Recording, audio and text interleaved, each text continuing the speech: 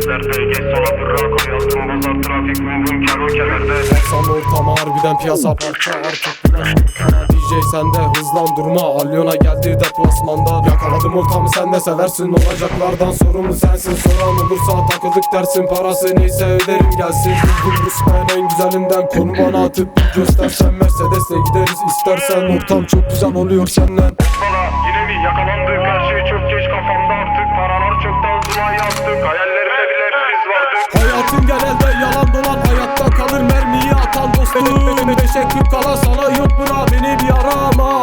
Telefon meşgullerde, keyfim yükseklerde. Geç sola bırak hayatım bozar trafik vıvı keno kederde. Hayatın genelde yalan dolan, hayatta kalır mermiyi atan dostum. Teşekkür kala sana yok bura, beni bir arama. Telefon meşgullerde, keyfim yükseklerde. Geç sola bırak hayatım bozar trafik vıvı keno kederde.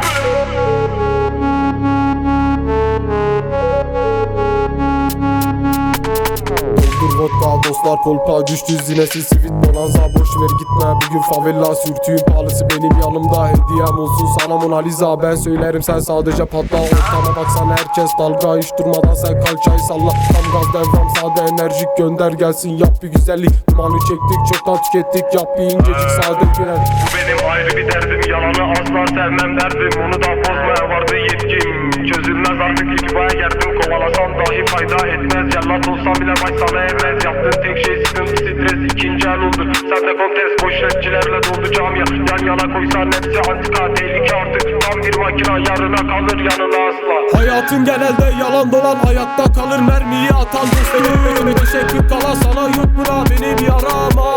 Telefon meşgullerde, keyfim yükseklerde. Geç sola bırak hayatım bozar trafik vırvı keno kederde. Hayatın genelde yalan dolan, hayatta kalır mermiyi atan dostum. Teşekkür kala sana yok bura, beni bir arama. Telefon meşgullerde, keyfim yükseklerde. Geç sola bırak hayatım